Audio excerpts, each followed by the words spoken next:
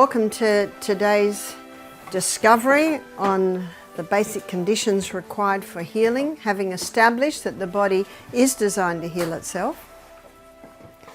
And I'm going to begin with Romans chapter 12, and I think it's a very important point that everyone memorize this, and you might already know it. I beseech you, therefore, brethren, by the mercies of God, that you present your bodies living sacrifices, holy and acceptable to God. And we know that when the Israelites sacrificed a lamb, it had to be the best.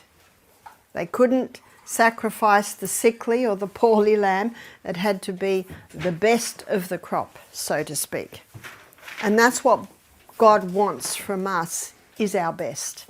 You know the beautiful old hymn, give off the best to the master. Make him first place in your heart. And that brings us to the second part of the two verses, chapter 12, verses 1 and 2. I beseech you, therefore, brethren, by the mercies of God, that you present your bodies living sacrifices, holy and acceptable to God, which is your reasonable service. Very reasonable. It's not an unreasonable request, is it? Because we're the ones that prosper when we live in a body that works, but not only us, everyone who's around us. And that brings us to the second verse. Don't be conformed to this world, but be transformed by the renewing of your mind, that you may prove what is that good, acceptable and perfect will of God. Who are you proving it to? You're proving it to everyone that you have contact with. Daily contact, hourly contact, 6-monthly contact. That's who you're proving it to. But you're proving it to yourself. And we also looked at 1 Thessalonians 5:21, prove all things and hold fast to that which is good. People say to me, do you ever step sideways, Barbara? I say, why would I? I feel so good and I love what this does for me. They say to me, how do you eat when you're travelling? Well, you can always buy a banana and an apple and an orange and a packet of nuts in the airport. And often I just don't eat much at all because that doesn't hurt. Because I know I'll eat again soon. This eating is underestimated. Did you know that? When you're hungry, you don't have to eat. I was starving the day I came here. I only had 2 bananas in the morning. I didn't know what was going to happen through the day. And so I had a 2-hour trip. Well, couldn't I just eat something then? But then I can't eat my dinner when I come here. Because as we'll see when we go on our journey through the gut, which is a fascinating journey, it takes probably 3.5 to 4 hours to digest food. And then our stomach needs a 1-hour rest. So what did I do? I just drank lots of water, lots of water, lots of water. I'm used to eating at 7 and we're eating at 8:30 here. So by 8:30, this stomach is screaming at me. You know what I say to it? Settle down, it's coming. Settle down. And have another big glass of water. You don't have to eat. If you notice, you don't die if you don't eat. Just drink more water, just drink more water. But what I want to talk to you today, I want to talk to you about your project manager. Proverbs 14 verse 6 says, knowledge is easy to him that understands. And I want to discuss your project manager because your project manager, it's in charge of the job site. The job site being this amazing body that we live in. And if the project manager goes down, the job site doesn't work very well. Did you know that your liver is the largest internal organ? Did you know that your liver is the only organ that has the ability to regrow? Yes. And as we go through this, you can see why God made it so. Cancer cannot get a hold on the body if the liver's working at optimum performance. So when the Bible says, I beseech you, therefore, brethren, by the mercies of God, that you present your liver a living sacrifice. When you give your liver the right conditions, it will function very well. And so understanding the liver, understanding what it does, and what we can do to strengthen the liver is pivotal in understanding the conditions to give the body. So let's have a look at the liver, the largest internal organ of the body. And I call the liver the project manager because everything that comes into the liver, into the body, goes first to the liver. And everything that comes out of the body comes out under the jurisdiction of the liver. And do you remember when we looked at yesterday, page 127 of the Ministry of Healing, where she said in case of sickness the cause should be ascertained? So that's why we look at history, yeah. What do we look at as well? Symptoms. And what's the last thing we're observing? Response. Is that right? Response, that's right, response.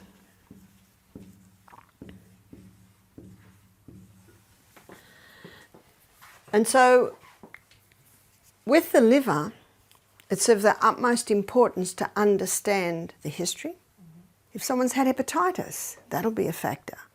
If someone's been a drug addict, that'll be a factor. If someone's been an alcoholic, that'll be a factor. Because the liver is like the sieve. And every poisonous thing that comes into the body, it goes first to the liver. So when page 127 says, in case of sickness, the cause should be ascertained, unhealthful conditions changed, wrong habits corrected, then, do you remember the next bit? Nature is to be assisted in her efforts to expel impurities and re-establish right conditions in the body. That's the liver. Everything that comes out of the body comes under this jurisdiction of the liver.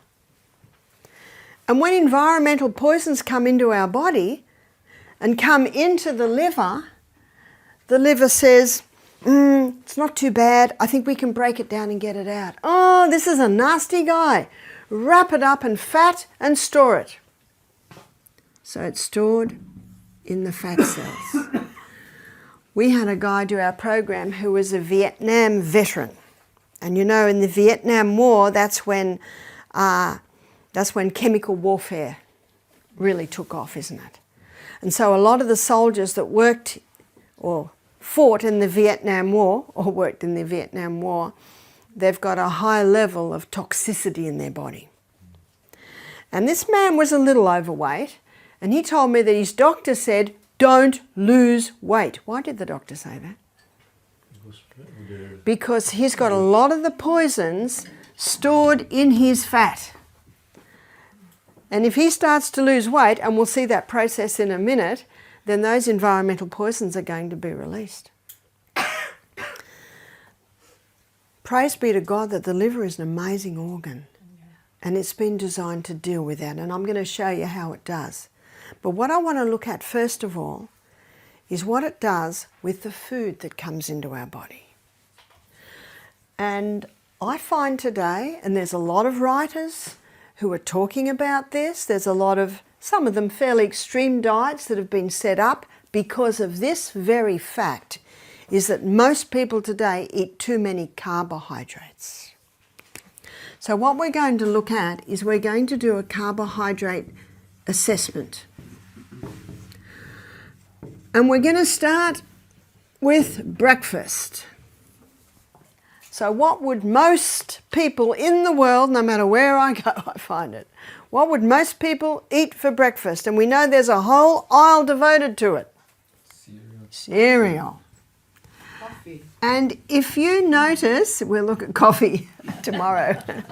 If you will notice that, well, you may not be a television watcher, I'm really not, but occasionally I might watch a documentary or something, and if it's on a television station that has ads, have you ever watched the ads?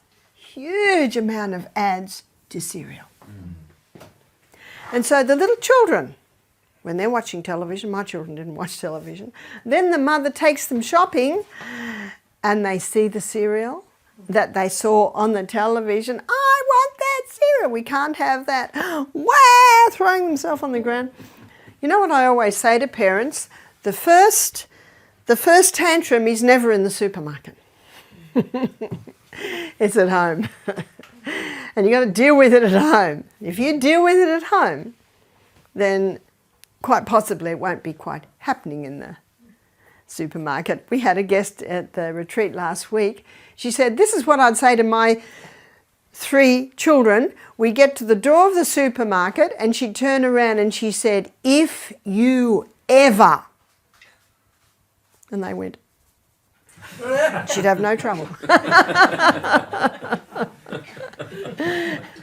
But one of the reasons people have trouble is because the little children are watching the ads. Oh yes, first step, don't let them watch television. Don't have the television. But you have a look at the amount of ads on the television to cereal. There's one in Australia, I guess it's everywhere, I guess it's here. It's Nutrigrain. And on the front of the packet there's a, Muscle Man, and the ads usually have Muscle Man. It's one of the worst. It's brown, so people think wholemeal, but there's a huge amount of sugar in it. And I don't know, you have it here, we have brands like Cocoa Pops, Fruit Loops. Whoa, you may as well eat a bowl of lollies as the amount of sugar that's in that. And some people will eat bread. I know when I was in Germany, people said to me, be careful how you talk about bread. Germans love their bread. I said, I'll be careful how I talk about it. But people eat a lot of bread, isn't that true? And because these articles of food give quick highs and corresponding lows, mid-morning they're looking for cakes, biscuits, donuts, etc. We'll just say cakes, etc. And some other fast foods that the Europeans have certainly introduced to Australians is pasta. I'm a 5th generation Scottish descent. So I was a child in the 50s, 60s. I never heard of pasta. Never heard of it. Being Scottish descent, what did we eat? We had sausages or chops, mashed potatoes, frozen peas or beans every night of the week, except for Sunday. Then Mum would do the roast lamb. And all my relatives ate like that. And all the little Presbyterian church I went to, they ate like that. Everyone I knew ate like that. Because you probably know that, I don't know whether it was about the 50s or 40s, that you could get to Australia from England for £10. So a lot of people took that offer and came out. So a lot of people in Australia come from Scottish or Irish or English descent. And of course that has greatly influenced our food. People say, what's Australia's traditional food? I said, well, Australia, it's a combination of a whole lot of different cultures, but it's mostly the UK influence. And the Europeans have also introduced Aussies to pizza, another high carbohydrate food, rice, and can't forget potatoes. These are all high carbohydrate foods, and last and certainly least in nutritive value is the pure crystallized acid that's extracted from the sugarcane plant. Now, would you agree with me that the average person is eating a lot of that? Yes. A lot of that. All of these foods break down in the gastrointestinal tract to glucose. And when we go on our journey through the gut, we'll be looking at that process in detail. Let's go to the CBD and watch what happens. So here's our cell, the central business district of the human body. The glucose comes out of the gut and into the blood and goes on the M1 main highway straight to project manager. And then the project manager determines where that glucose goes. And the first place it will go is to the cell. Now that's no surprise, is it? So the glucose comes into the cell. Students, can you tell me what hormone is necessary to get it into the cell? Insulin. It's insulin, that's right. So insulin, and we'll look at that in a little bit more detail, that process tomorrow. So the glucose comes into the cell. When it gets into the cell, it goes through a 20-step pathway. This is the glycolytic pathway. It's a pathway that uses no oxygen, so it's your anaerobic pathway. I was referring to it a little bit yesterday, and that's when I said I'll go into detail today. That 20-step pathway delivers to us 2 units of energy. The end result of the 20-step pathway is a chemical form of glucose called pyruvate. Pyruvate is the chemical form of glucose. It gets fed into what's commonly called the powerhouse of the cell. It's the Krebs cycle, which is sitting in the mitochondria. And this is an 8-step pathway. And this pathway is an aerobic pathway, meaning this is the pathway that uses oxygen. And that pathway delivers 36 units of energy. What a difference. We've got 100 trillion cells in our body. And so we've got 1 trillion in our brain. How's your brain going to be when you've got enough oxygen going in to give you that sort of energy? Whew. That's why we have a break every hour. And that's why I encouraged everyone to go outside and breathe very deeply and get that oxygen in. Even run around the house 3 times. So that your brain cells are going to be delivering that sort of energy. Tomorrow we're going to look in detail at oxygen. But today we're looking at glucose. Only so much glucose can be fed through those energy cycles. And so what the liver does now, it stores some as little molecules of glucose. And these little molecules of glucose are called glycogen. And glycogen is a name given to quick-release glucose stores. And that's how you had energy this morning to walk. So when you start walking up that hill and breathing deeply, the body's crying out for fuel. And God in His wisdom and mercy put these glycogen stores mostly in our muscle cells. And so when your body's crying out for fuel, it'll pluck the molecule through the energy cycle. Pluck the molecule of glucose through the energy cycle. What an amazing process.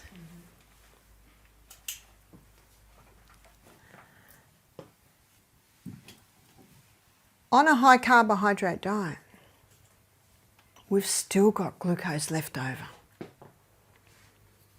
And so now, the liver will cause it to be stored in the most amazing fuel depot in the body. It's called fat.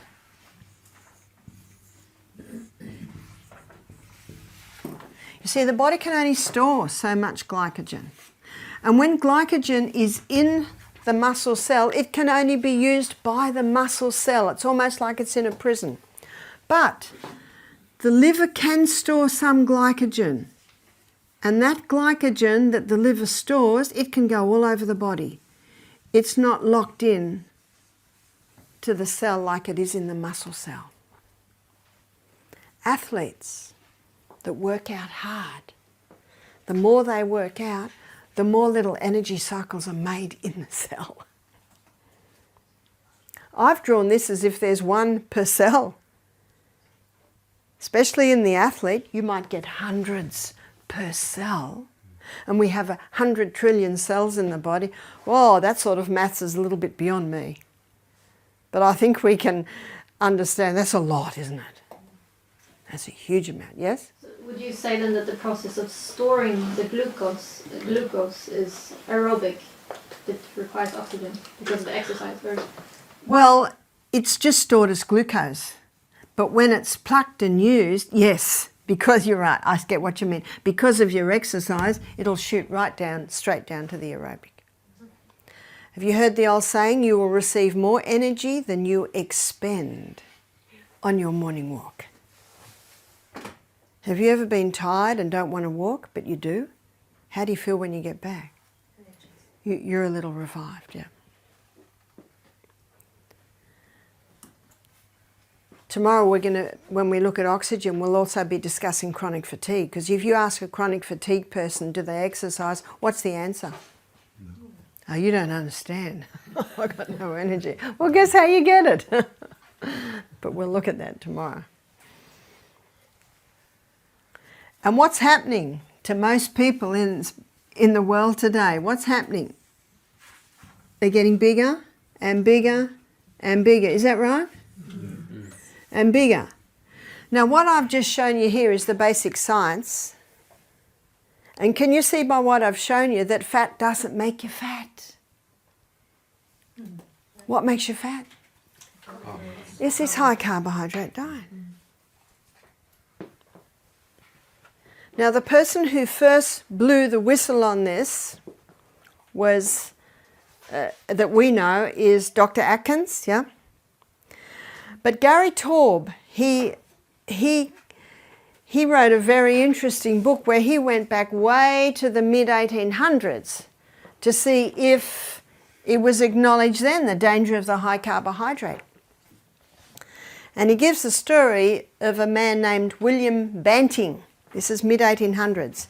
And he went to a very famous doctor called Claude Bernard. Claude Bernard was a contemporary at the time of Pasteur and Antoine Beauchamp. And Claude Bernard believed as Antoine Beauchamp did in the cycle of life, pleomorphism, many forms. He didn't go along with Pasteur. Many scientists didn't, because they recognized he only gave part of the equation. And so William Banting went to Claude Bernard because he wanted to lose weight. He was a little overweight. So Claude Bernard stopped. Now they were called starches back then. We more call them carbohydrates today, don't we? So Claude Bernard got William Banting to stop the carbohydrates.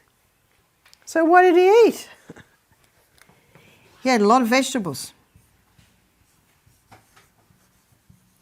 And he ate meat.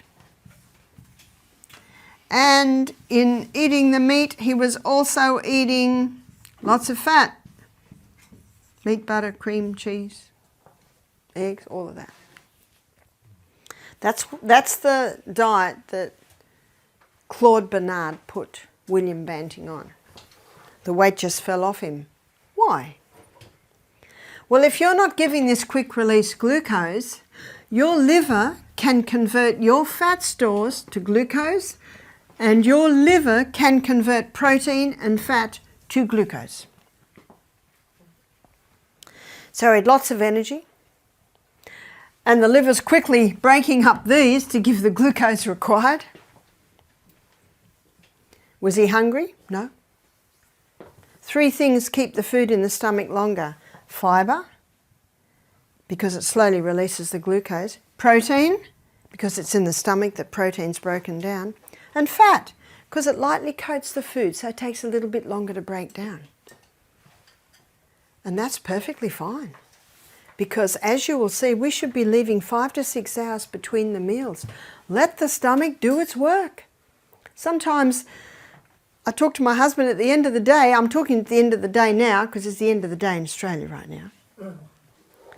And he'll say, I had a 2-hour job to do today, but I had so many interruptions. I had phone calls, I had people coming to the office. And that 2-hour job took 8 hours. Do you know that's what happens with digestion? If you put a meal in and then put something else in a bit later, but we'll look at that when we look at the gut in more detail. Most weight loss diets are a rice cake for breakfast and half a grapefruit and some no-fat cheese. And then lunch is 2 rice cakes with a no-fat cheese and a slice of tomato and lettuce. And how's that person by the 3rd day? They just said, get out of my way, I'm just going to eat. Did you know that the hunger is the strongest urge in the human body? And we know some very tragic stories, especially when the army surrounded Jerusalem, of people eating their own children. See, that's and you know what we think to ourselves? I would never do that. But that just indicates that the strongest urge in the human body is the hunger. So the best weight loss diet, you know what it does? Prevents hunger. So these diets are ridiculous. They're creating hunger. And the person goes out and just eats whatever they want because all reason is gone because they're so hungry, and then they put all the weight on and more that they just lost in the last 2 days. So Claude Bernard was a savvy guy, and he knew his science. So he put William Banting on this diet. William Banting was so happy because the weight was falling off, he had energy, he was never hungry. So he wrote a paper called The Banting Diet. He was a savvy businessman. He sent it out there. Today we'd say it goes viral, yeah. And it got to the point where people had looked at each other and saying, "You on a diet?" "Yes." "What diet you on?" "I'm doing the band. I'm doing the band." In Sweden, I think it's the expression you say, banta. Right? Banta. Okay, so okay, so yeah. That's the noun. Bantning is the noun. Okay. So isn't it interesting that maybe it came from Bernard's French, so I guess European. Yeah. And I found that fascinating because basically that's exactly what Dr. Atkins found. I don't know if he ever knew about Claude Bernard and William Banting. And Robert Atkins' book was one of the most fascinating books I've read. I had no interest in reading that book because I'm a plant-based person. And all you hear is you've got to eat meat, butter, cream, cheese, eggs. So I'm not interested. But we had a guest come to us and he said, "You're not going to like this, but I go very well on the Atkins diet. I go off the Atkins diet and I go down." Now what does every health professional who's worth anything, what do? They listen. And I've got to listen to that. Because that's his story and it's real. So I've got to listen to that. So for the first time, and this happened 18 years ago, I sort of made a bit of an Atkins vegetarian diet for him. But I'm thinking to myself, where is it? Why? Why does that man go so well on the Atkins diet? It intrigued me. And then I stayed at a friend's house. I was travelling, stayed at a friend's house, and they had a fold-down bed in the office. And I woke up in the morning, and I'm an avid reader. I love reading. And there's the bookshelf. And I'm just, scaling the books. And then one book almost jumped out at me, Dr. Atkins' New Revolutionary Diet. And I said to myself, "Father in heaven, are you trying to tell me something?" So I picked up the book and I read it and I couldn't put it down. The science was fascinating and it explained so much to me. So I went out that day and bought my own copy of Dr. Atkins' New Revolutionary Diet. Years later, when I was in New York giving lectures, Dr. Carl Benjamin came to see me. I said, "What are you seeing me for?" He said, "You are the first nutritionist that hasn't slammed Atkins." He said, "I was one of Atkins' patients." So this is back in the 80s. So this happened to me 15 years ago, and this man was in his late 70s then. He said, "I was diabetic." He said, "I had excess weight, so I went to Atkins because I'd tried everything else." And he said, "Atkins took me off the carbohydrates." And he said, Atkins was a gracious man. He was terribly apologetic. He said, "Look, I want you to eat a little bit of meat." He said, "I was desperate, so I did." He said, "The weight just fell off me." He said, "My diabetes went." But he said, "I'm coming to see you because I'm getting arthritis and I know it's the meat, the high acid." He said, can you please show me what to do?" And I did. Now, Dr. Atkins he first did it just for weight loss, and it says this in his book, but his results were amazing. So he started to put all his patients on it. The results were amazing. It is estimated 11 million people have been helped by his diet. Now, before you protest, please let me finish my illustration. Phew. His book was #1 on the New York Times best-selling book list 4 years running. He deserves some attention. And at the time, I started giving meetings called Dr. Atkins' Missing Link. What was Dr. Atkins' missing link? The danger of the meat and dairy and what vegetarian protein can do. But what Dr. Atkins found, and the only reason he started to research this is because of the results he was getting. The response he was getting was phenomenal. Now, everyone was happy they could eat everything they can't eat on a weight loss diet. But it was the response that he was looking at. And what he found is that these are the 3 essential food groups. Got that? Why? Why are they essential? Yesterday we had a look at how important fibre is to the colon. Is that right? It sweeps the colon and it stimulates peristalsis through the colon. And if you don't empty the rubbish bin every day, the house starts to smell. Is that right? We'll look at that when we look at the gut. So fibre is essential. When I was a little girl, my mother would peel every vegetable, wrap it up in newspaper, and I'd run out and put it in the bin. But we don't do that anymore, do we? We just scrub them. And what they've discovered is just under the skin of the potato is the highest concentration of the nutrients in the potato. So we need that fibre. Why is protein an essential nutrient? Yesterday we looked at the DNA. We looked at the crossword bands. They're made up of amino acids, which comes from the protein we eat. And also, remember the new cell being built? Built out of amino acids. My son James has inherited my body type. Poor guy. Boys don't want to be little. Well, he's taller than me, but very hard to put on weight. But I can show you a photo of him now. How did he do that? He changed his body type. He had to change his body type to do it. He worked out hard. And he supplemented with extra protein. Yeah? How many grams do you recommend for a grown man? Well, the recommended daily allowance for a lady like me is about 65 grams of protein a day. And when I did my nutrition course, I had to write down exactly what I ate every meal for a whole week, and then I had to analyse how much protein, how much fat, how much... But you know, I learned a lot from that. And I average about 80 grams of protein a day. But you know what? 0.75 grams per kilo.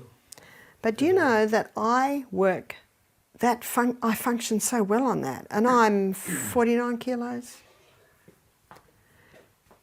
So can you see what the bottom line is? Your body's response.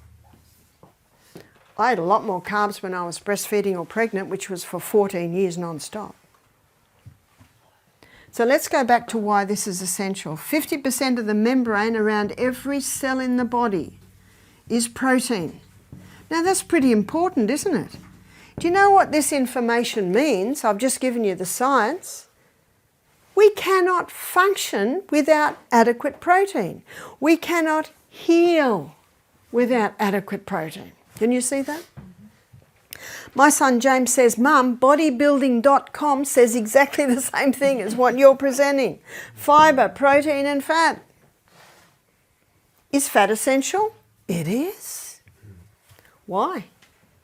50% of the membrane around every cell in the body is fat. Whether you're 45 kilos or 105 kilos, we're talking about the membrane around the cell, except for the brain cell. It's 70% fat. One of the most dangerous things about the fat-free diet is what it does to the brain. Now, in another lecture, I call it fantastic fats. I'm going to define fats. But basically right now it's fats as they come from the hand of the Creator. And there's two fats that have been used for thousands and thousands of years that can be made easily in the kitchen because they're extracted from the flesh of the plant. What oils are extracted from the flesh of the plant? Coconut and olive. Yeah. The only reason the Bible doesn't talk about coconut oil is because there's no coconuts growing where the Bible was written. But it certainly talks a lot about olive oil. So Atkins discovered that these are the three essential. He discovered that the non-essential food group is carbohydrates. That's a shocker, isn't it? There's a documentary series in Australia, there used to be, called Catalyst.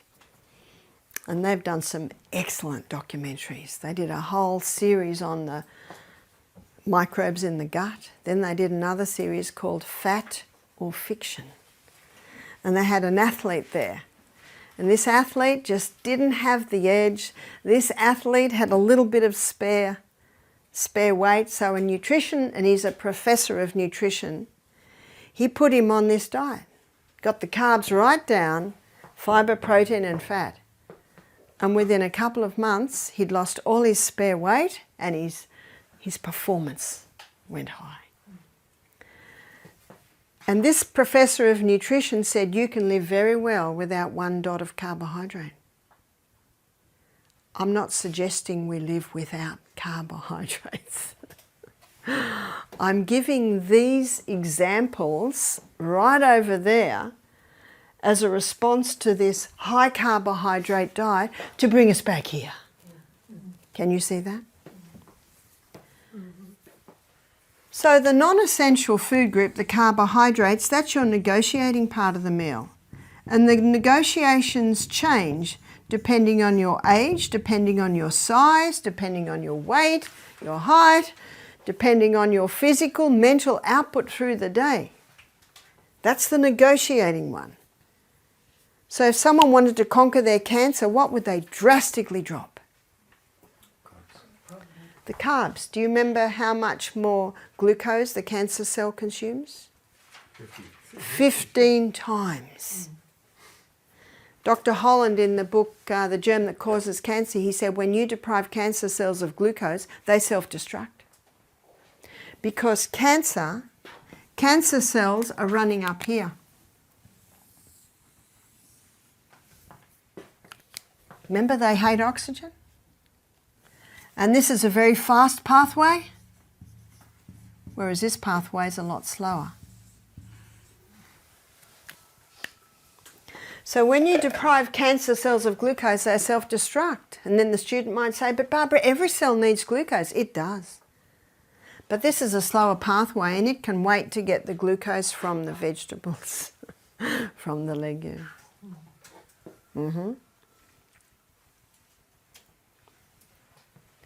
So if someone wanted to lose weight quickly, what would they drastically drop? Carbs. Trick question. If someone wanted to put on weight, what would they increase? Most people that want to put on weight don't want to put on fat. What do they want to put on? Muscle. Do you know what Atkins found? You can be on quite a drastic weight loss program, but if you're having adequate protein, you will never lose your muscle. Yeah? I was reading in a book about in the 1900s, the beginning of the 1900s, there were several nutritionists and others doing studies, and one was doing a study in America on soldiers and sportsmen, that they only needed 50 grams of protein. And that's a grown man. And what it can also be, and I'm going to show you right now, there's a huge difference as far as the East is from the West, vegetable protein and animal protein. Right, yeah, it's probably. So there's a huge difference there. You know the China study where they found that the meat and the animal products were just feeding cancer. They could switch cancer on and off by the amount of meat and vegetable protein they were giving. 5% animal protein didn't trigger cancer growth, Well, when I say trigger, he'd injected every single rat with aflatoxin, and aflatoxin causes liver cancer. But what he did was he got half the rats and gave them 20% animal protein, and half the rats 5% animal protein. 5% animal protein didn't start that cancer growth, even though they'd been injected with aflatoxin, whereas the 20% animal protein, it did. But he found that 20% vegetable protein did not trigger the cancer, did not feed that cancer. So a huge difference between animal and vegetable protein, as I will show you now.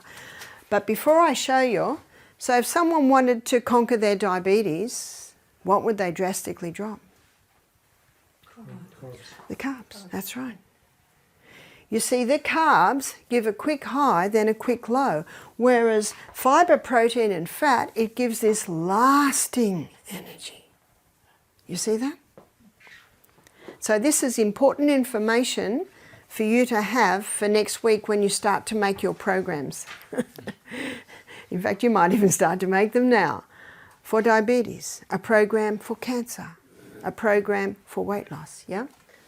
We knew a person, a Christian man, and he had brain cancer, which was very aggressive. And they ate this carbohydrates, low diet. And he was operated last August. And then he ate it, and the cancer came back. And I told him, don't eat so much meat. But he died now. I'm so sad about it. So what did he start eating again? He began eating the traditional Danish food. Okay, yeah. And this is what Colin Campbell said. He could switch the cancer on and off. Isn't that incredible? By the food he was giving them. Yeah? When you talk about the 20% animal protein, what does it refer to? Okay, that's a good question. 20% animal protein, so that's just about meat or dairy 3 meals a day. Whereas a 5% animal protein, it might be, just half a cup of feta cheese a day. Or, it came right down, or a very small amount of meat. Yeah? The reaction or the process of the carbohydrates to glucose and glycogen, does it variate if it's completely white carbohydrates, refined carbohydrates? Yeah, that's also a very good question. I'm saying carbohydrates. Is there a difference between whole, and refined? Absolutely.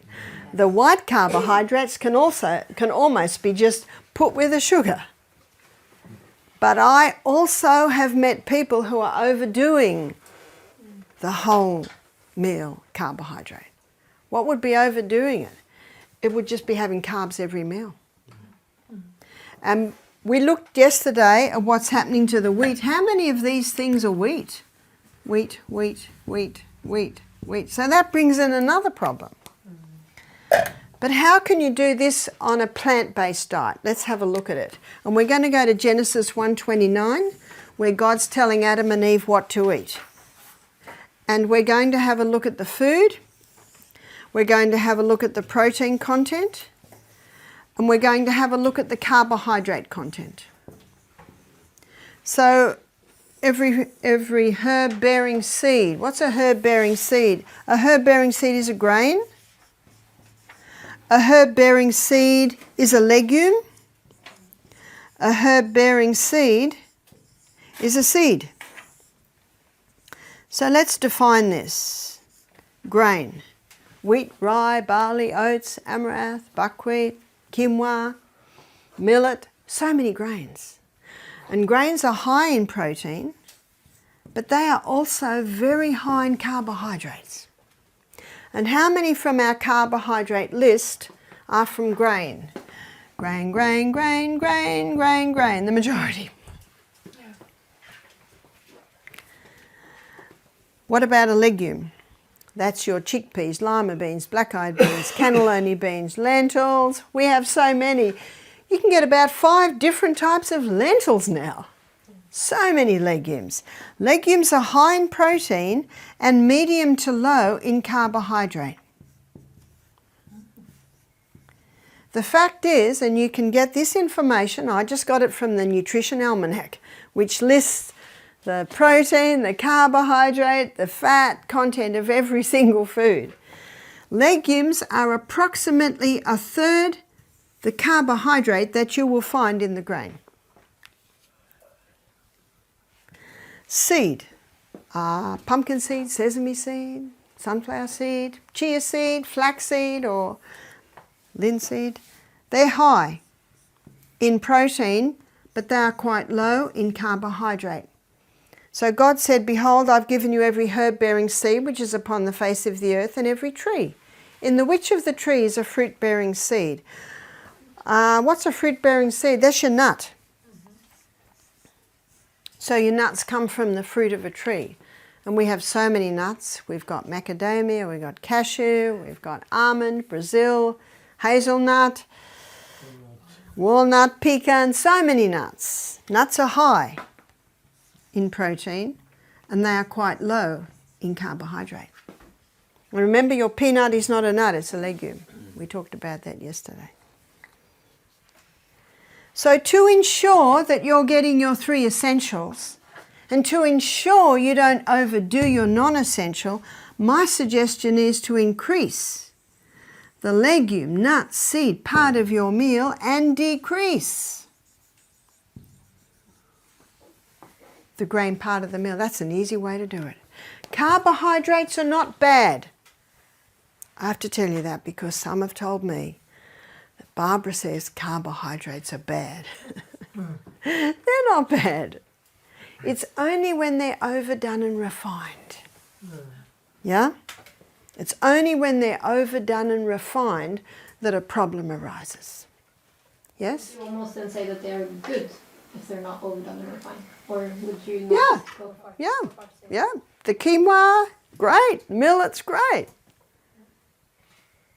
But it's all about a balance, yes? And I guess also, as we spoke about yesterday, the hybridized forms. Oh yes, the hybridized forms bring in another problem, and the insecticides and sprays bring in another problem. Absolutely. Absolutely. So remember, this is your negotiating part of the meal. I eat a lot less carbs now because I'm not breastfeeding or pregnant. I ate a very high fibre diet. I ate generous protein and healthy fats. I'm not drinking a cup of olive oil a day. I limit my nuts to about 8 per meal, maybe 8 to 10 per meal. You can overdo the nuts, absolutely. They're very concentrated food. I eat very liberally of legumes.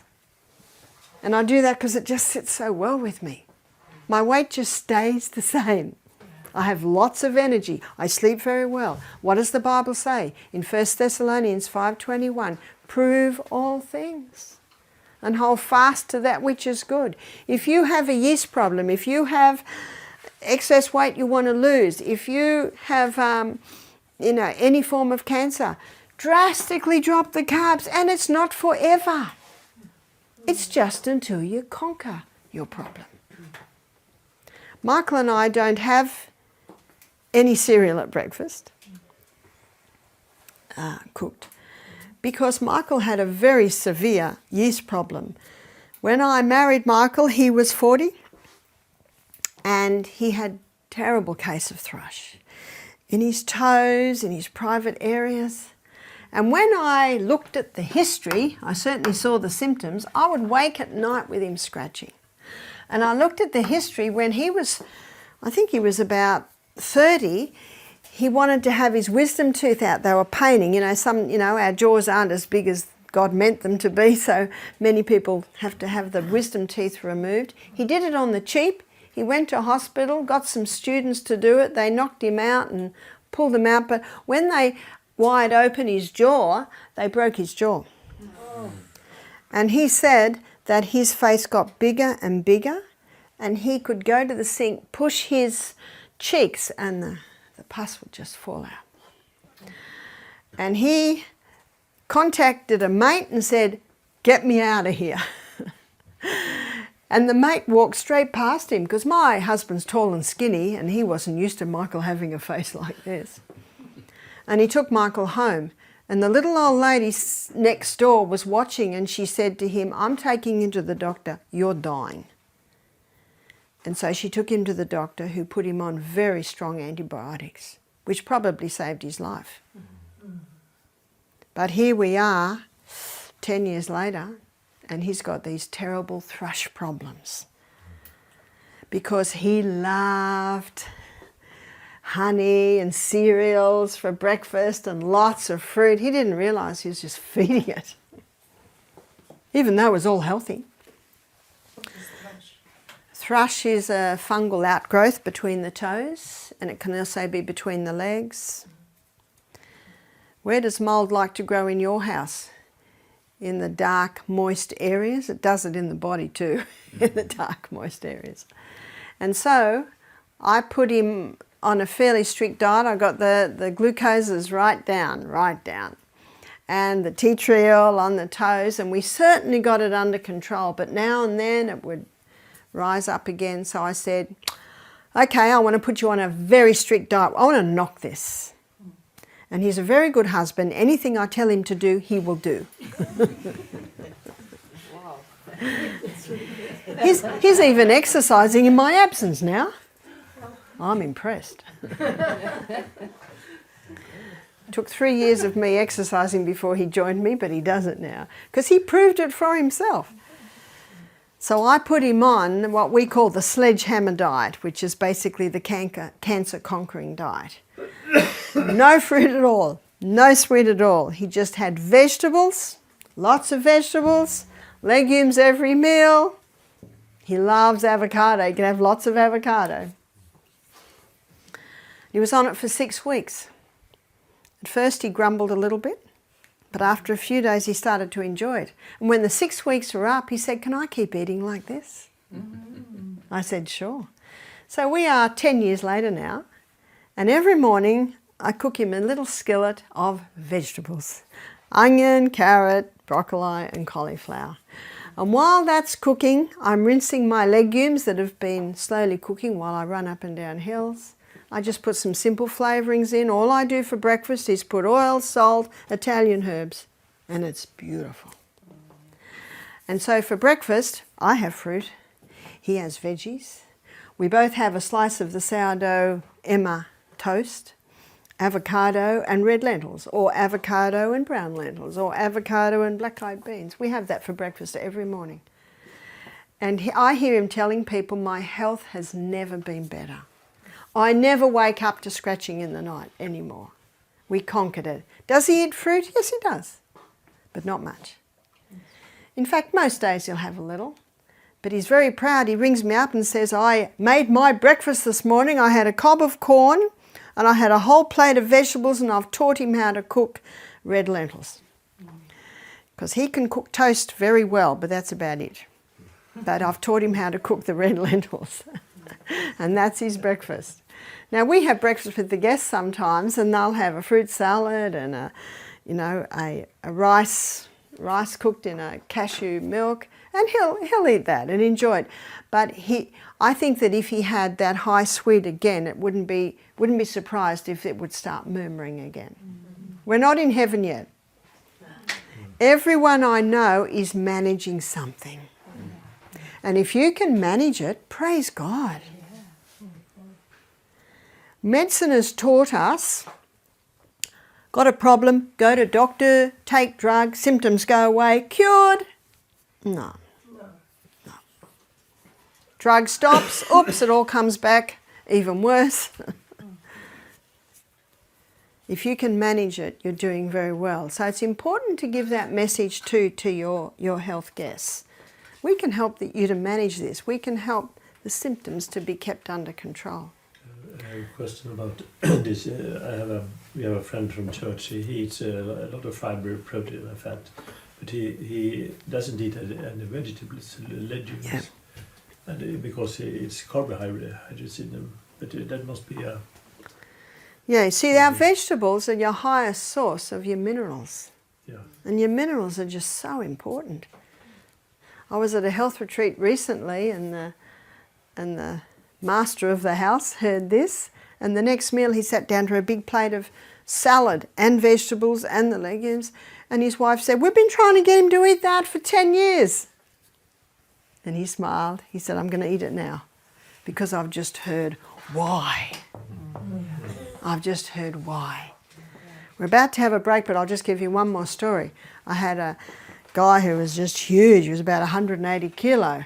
I said, have you ever gone on a diet? He said, yes, I went on the Atkins diet. I said, did you lose weight? He said, yes, 17 kilos.